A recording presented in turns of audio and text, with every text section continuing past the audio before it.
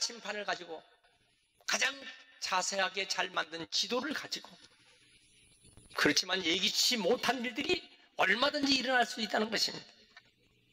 때로는 배가 고장나서 망망대해한 복판에서 표류할 수도 있고, 때로는 이 배 자체가 어디에 기름이 터져나가서 기름 한 방울 없이 다 쏟아져 갖고 꼼짝 못할 수 있는 이런 예기치 못한 일이 생길 수도 있어요. 25절에 보니까 여호와께서 명령하신즉 광풍이 일어나 바다 물결을 일으키신도다. 계속해서 26절, 그들이 하늘로 솟구쳤다가 깊은 곳으로 내려가라니 그 위험 때문에 그들이 영원히 녹는구나. 27절, 이리저리 구르며 취한 자같이 비틀거리고 그들의 모든 지각이 혼돈 속에 빠지는구나. 여러분, 이런 속에서 배멀미 안 할 사람이 있겠어요? 뒹굴며 토하고 말도 못하는 거죠. 이 얼마나 엄청난 힘든 일들이 생깁니까? 그러나 오늘 말씀은요, 소원의 항구로 인도하시는 하나님 아버지를 믿고 여러분 한 분도 빠짐없이 목표하는 바 우리의 소원의 항구에 다 안착하시길 주의 이름으로 축원합니다. 세 가지 요점이 오늘 같이 은혜 받고자 하는 줄기입니다. 첫 번째는 뭐냐? 우리가 소원의 항구에 도착하려면 좋은 선장을 만나야 한다. 따라합시다. 좋은 선장. 다시, 좋은 선장. 배가 아무리 좋아도 핸들을 잡고 있는 선장이 착각을 일으키면 안 돼요. 내 인생의 핸들을 누가 잡고 있느냐? 많은 사람은 자기가 자기 인생의 핸들을 잡으면 될 것으로 생각합니다. 여러분, 과연 내가 내 인생의 핸들을 내가 잡고 간 그런 모든 여정이 안전합니까? 작은 바이러스 하나만 들어가도 우리는 꽁꽁 앓고 병원에서 위기를 당하는 그러한 보고를 받을 때가 있습니다. 여러분, 내가 내 인생의 핸들을 꽉 잡고 한다고 해서 내 사업이 우뚝 날마다 일출장 발전하고 잘 될 것 같습니까? 우리가 다 경험하는 바입니다. 내 인생의 배에 핸들을 내가 잡는다고 내 가정에 내 자녀를 내 마음대로 잘 키워보고 그렇게 해본 적이 있습니까? 내 뱃속에서 난 내 자녀들이라고 내 마음대로 됩니까? 여러분, 문제는요, 내 인생의 배를 누가 조종하고 누가 이 핸들링을 하고 있느냐 이 말입니다. 그래서 오늘 말씀 24절에 보니까 깊은 바다라고 그랬어요. 이 고난의 바다에서 나는 속수무책인 거예요. 손볼 수가 없어요. 문제는 과연 누가 내 인생의 배에 안전하게 항해할 수 있는 선장이 되느냐? 이 세상 사람으로는 안 된다는 것입니다. 그것은 오직 오늘 말씀하신 여호와 하나님, 그분만이 천지를 창조하시고 바다와 파도를 잔잔케 하시는 그 하나님만이 내 인생의 선장이 되어 주셔야 우리가 안전하게 안착되는 그런 일생이 될 줄 믿습니다. 믿습니까? 내 인생의 선장이 지금 누굽니까? 여러분들의 인생의 선장이 누구냐고요? 저와 여러분들의 인생의 배의 선장이 누구냐고요? 내가 똑똑하면 되고, 내가 지혜로우면 되고, 내 경험이 이처럼 많고, 내 위치가, 여러분, 그것이 자기를 안전하게 할까요? 결코 그렇지 못하는 것을 우리는 우리 자신이 알고 벌써 세상 돌아가는 거 보면 알게 되는 것입니다. 내 배의 선장이 내가 돼서는 그러냐, 큰 소리 치고 항해한다고 그건 무지한 사람이 되고 무식한 일이 되는 것입니다. 유능한 선장은 배가 안전하게, 그리고 편안하게, 그리고 정확한 시점에 빠르게 도착하도록 그 배의 성능과 구조를 잘 알아요. 배의 취약점을 잘 알아. 몇 도 각도로 꺾으면요 배가 뒤집힌다는 걸 압니다. 잘못 뒤집히면요 세월호처럼 배 밑창이 위로 드러나는 수가 있어요. 이 배의 취약점을 제일 잘 알고 있는 선장은 안전하게 여행의 지리에, 그리고 운항의 지형지물에, 운행 코스에 정확하게 알게 되는 것입니다.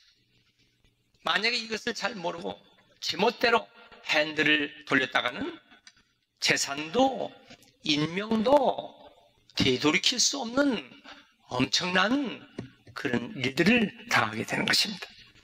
갑작스러운 위험에 대처할 능력이, 위기를 극복할 수 있는 능력이 탁월한 자가 누가 있을까? 그 나일까? 절대 그렇지 않은 것입니다. 이런 능력의 소유자는 누굴까? 본문의 말씀 여호와 하나님. 그래서 이사야 45장 17절에 하나님께서 하신 말씀, 나는 빛도 짓고 어둠도 창조하며 나는 평안도 짓고 환난도 창조하나니 나는 여호와라. 이 모든 일들을 행하는 자니라. 여러분 아멘 하십시다. 크게 아멘 하세요. 여러분, 하나님만이 내 인생의 안전한 선장님이 되신다는 것을 믿으셔야 돼요. 역대상 29장 12절 다 같이 큰 소리로 시작.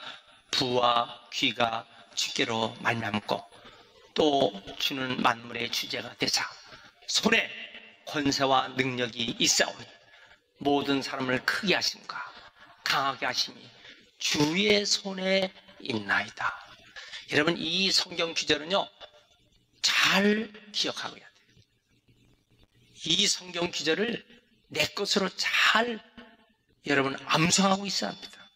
하나님만이 높여주시고 하나님만이 낮추기도 하시기 때문에 조심해서 주님을 선장으로 모시고 살아가시길 축원합니다.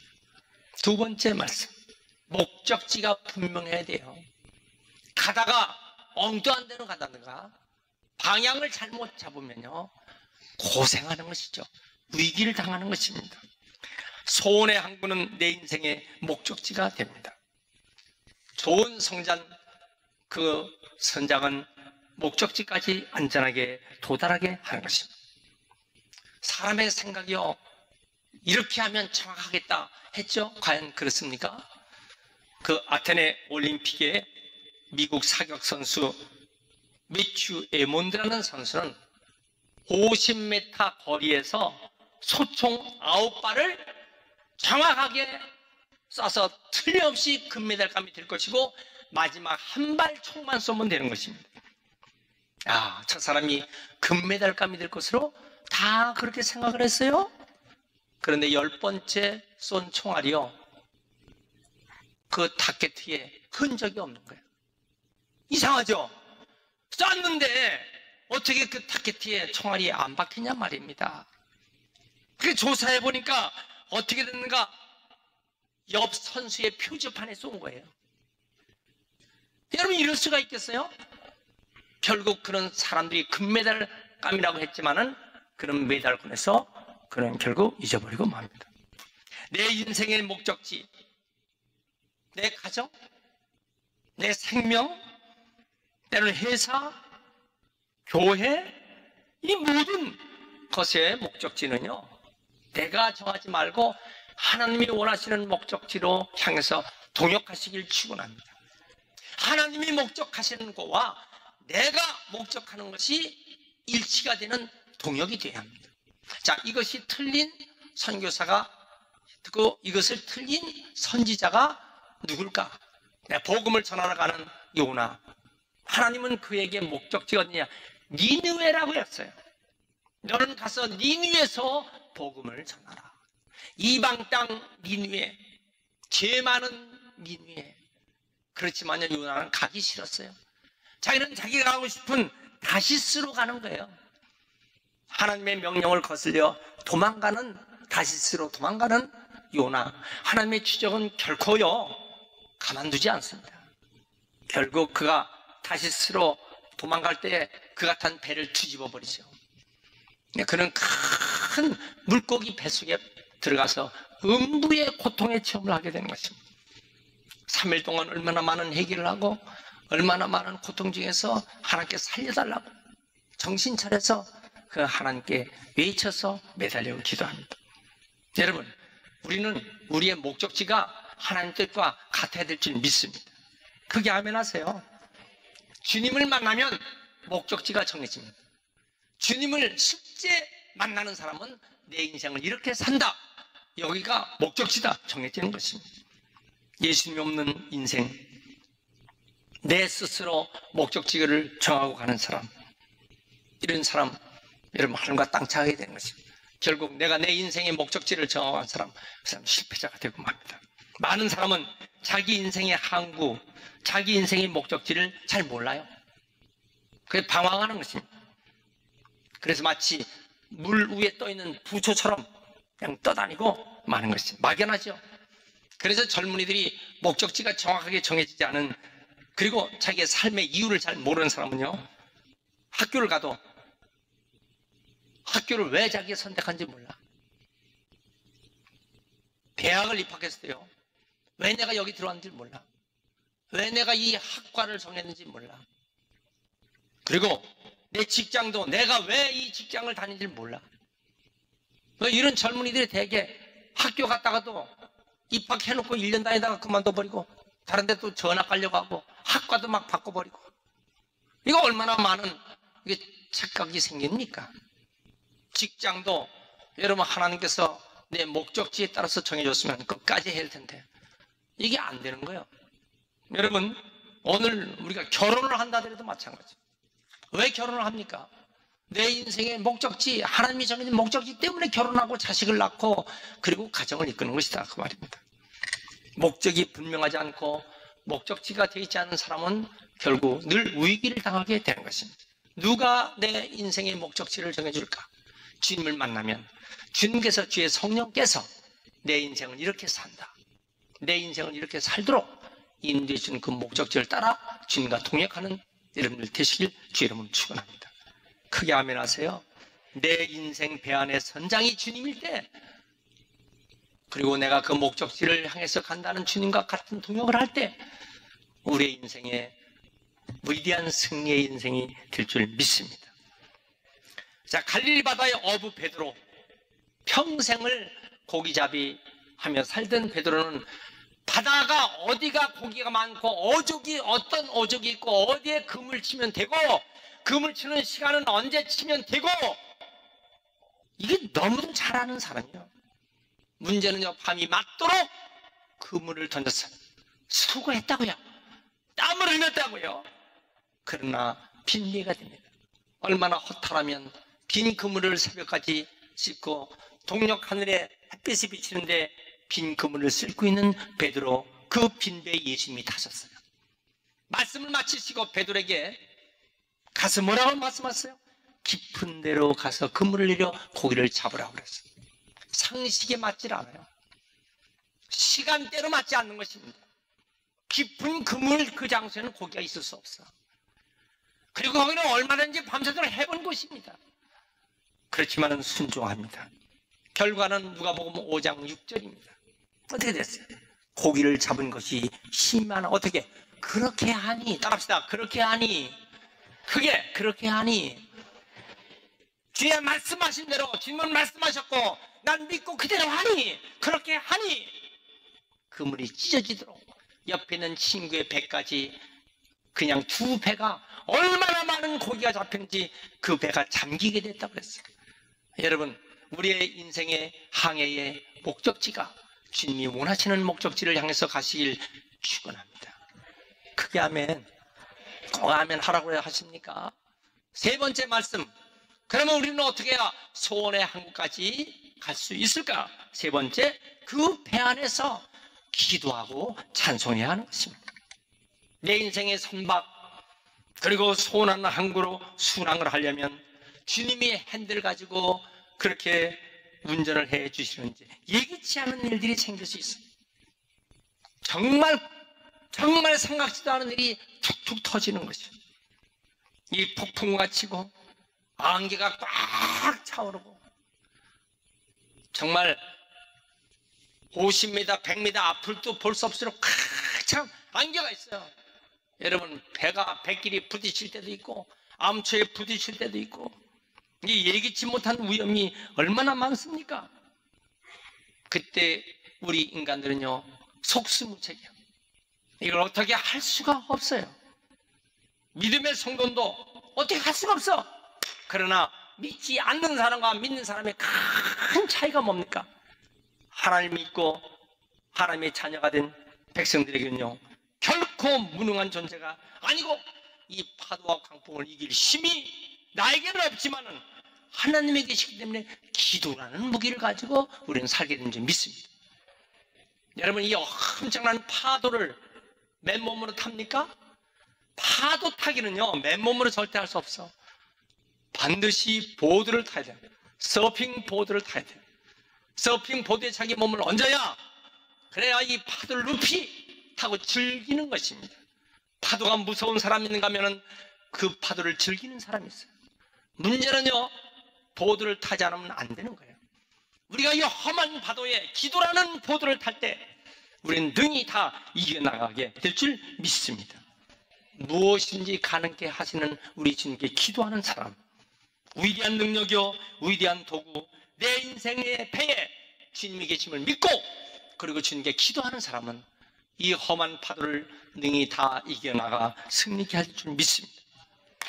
그런데 문제는 많은 사람이 기도하면서 한쪽 옆에 가장 큰 적을 가지고 있는, 그 적이 뭔지 아세요?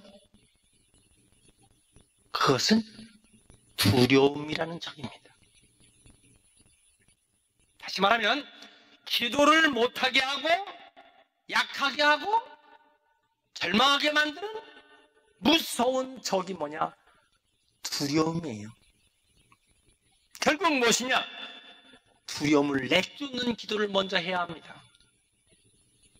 따라합시다. 예수 이름으로, 다시 나사렛 예수 이름으로, 다시 예수 이름을 명하노니 두려움을 주는 악한 마귀 사탄은 떠나가라, 물러가라, 나가라. 두려움을 내쫓아야 되는 거죠. 있지도 않을 일, 되지도 않을 일, 앞으로 예기치도 못한 일을 끌어당겨 갖고 이렇게 되면 어떡하나, 이렇게 일어나면 어떡하나. 여러분, 절대로 안 일어나는데 이 두려움이 주면요, 잠도 못 자, 약 먹어야 돼, 얼굴이 우중충해져, 자기 되는 일이 없어요. 이 사람은 실패자가 되는 것이죠. 문제는 두려움이 사라지면 평온함이 우리에게 임하는 것입니다. 두려움이 사라지면 우리의 심령에 기쁨이 넘칠 줄 믿습니다. 예수를 믿고 가장 큰 축복이 있다면 무엇입니까? 예수 믿는 사람 마음속에 두려움이 없어지는 거야. 큰 사랑아, 내가 무엇이냐? 내가 술바위 앞에서 평지가 되리라. 환난이나 권고나 기근이나 적신이나 위험이나 가리라. 그 어떤 것도 주님을 사랑하는 이 사랑에서 뺏을 수 없으리로다. 따라합시다. 주여, 그 힘을 오른손 쥐고 나에게 주시옵소서. 오늘 매일같이 우리에게 두려움이 있어요. 매일같이 어려움이 닥친다고요. 이겨낼 수 있는 힘은 무엇입니까? 강력한 무기인 기도로 물리치기를 축원합니다. 시편 50편 15절, 환난 날에 나를 부르라. 시작. 환난 날에 나를 부르라. 내가 너를 건지리니 네가 나를 영화롭게 하리로다. 환난 당할 때 주님을 불러, 환난 당할 때 주님을 외쳐. 여러분, 주님을 영화롭게 하는 역사가 있을 줄 믿습니다. 예레미야 33장 3절에 너는 내게 부르짖으라. 다시 한번 시작. 너는 내게 부르짖으라. 내가 내게 응답하겠고 내가 알지 못하는 크고 은밀한 일을 내게 보이라. 보세요. 너는 내게 부르짖어 기도하라. 내가 내게 응답하리라. 내가 알지 못하는 크고 은밀한 일을 내게 보이리라. 여러분, 이 하나님 말씀 붙잡고 기도하는 자 두려워할 것이 있겠습니까? 예수님께서 마가복음 4장 39절에 예수님께서 깨우셨어요. 그리고 바람을 꾸짖으셨어요. 그리고 바닷가로 이르되 잠잠하라, 고요하라. 바람이 그치고 아주 잔잔하여 들었어요. 천지를 창조하신 주님, 바다를 명하시는 주님, 바람을 그치게 하신 주님, 우리 주님 앞에 기도하는 성도가 다 되시길 축원합니다. 지금 살아있는 성도 여러분, 목적하는 것이 무엇이 있습니까? 여러분의 소원의 항구가 무엇입니까? 여러분의 가정의 소원이 무엇입니까?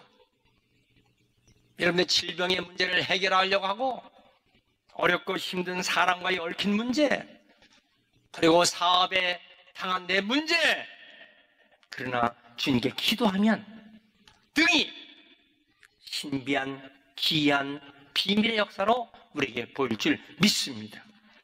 북에서 3번이나 탈출하다가 죽을 고비를 다 당한 주 에스더 선교사 간증이 빛이 그리워라는 책에 이렇게 써 있어요.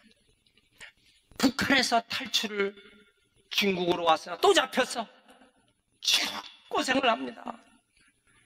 그렇지만 목숨을 걸고 빛이 그리워 또 탈출합니다. 중국에 와서 또 잡혔어요. 또 끌려 들어가 북한에서 10개의 발톱이 다 빠졌어. 뼈가 다 으스러졌어요. 그렇지만 빛이 그리워 또 탈출합니다. 여러분, 이렇게 3번이나 이 고통을 당하면서 내가 기어 내가 빛을 내가 보고 살리라. 결국 그는 수없는 고문 중에 10개의 발가락이 다 뼈가 망가졌지만은 그러나 그는 승리했어요. 그리고 빛이 그리워라는 책을 썼습니다. 그런데 그의 요점은 딱 2가지예요. 하나님께 기도함으로 이겼어요. 어려울 때마다 찬송으로 이겼습니다. 여러분, 못 이길 것이 어디 있겠어요? 시편 145편 18절에 여호와께서는 자기에게 간구하는 모든 자, 곧 진실하게 간구하는 모든 자에게 가까이 하신다 그랬어요.